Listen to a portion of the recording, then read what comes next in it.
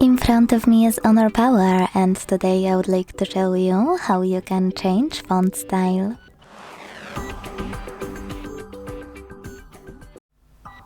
Begin by opening Devices Settings. Now scroll down a tiny bit to click on Display and Brightness. And select Fonts over here.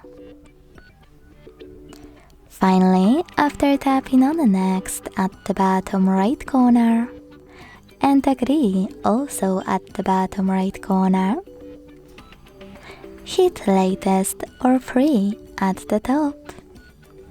After finding perfect font style for you, you need to click on it, hit Download at the bottom, and choose Apply.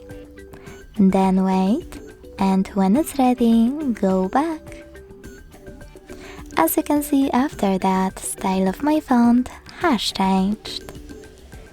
If you want to go back to your default font style, go back to the same settings, hit Display and Brightness, select Fonts and click on Me section on the right. Then select Default and hit Apply. Thanks so much for watching. If you enjoyed this video, don't forget to leave a like, comment and subscribe. Bye!